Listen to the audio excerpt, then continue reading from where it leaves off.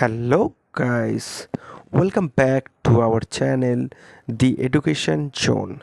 আজকে আমরা শিখব ওয়াটিপ অ্যানালাইসিসের মধ্যে গোল সিক, সিনারিও ম্যানেজার এবং data table. So let's start our video.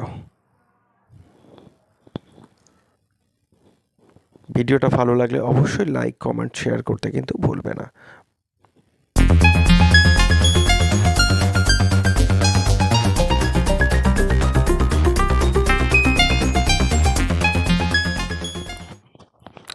এখানে অলরেডি একটা সিট আমি বানিয়ে রেখেছি, যেখানে নেম আমরা টাইপ করলাম, জানুয়ারি মাস আছে, ফেব্রুয়ারি মার্চ আছে, টোটাল সেলস আছে।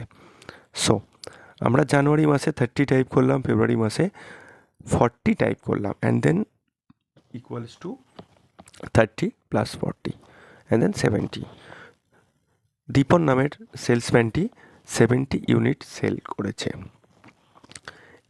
এই ভিউটাকে আমরা সেভ করে রাখছি, সিলেকশন করলাম data, what if analysis, scenario manager, add.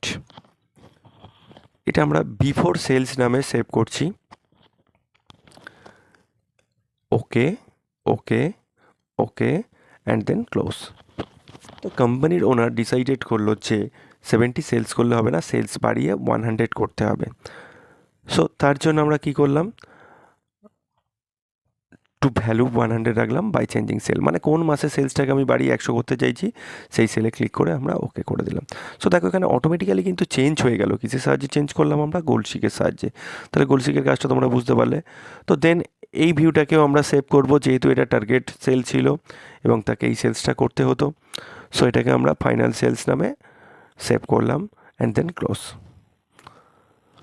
এবারে কি করছি, আমরা আবার হোয়াটিপ অ্যানালাইসিসে যাচ্ছি, আবার সিনারিও ম্যানেজারে ক্লিক করলাম, তারপর আমরা কোথায় ক্লিক করলাম? সামারি।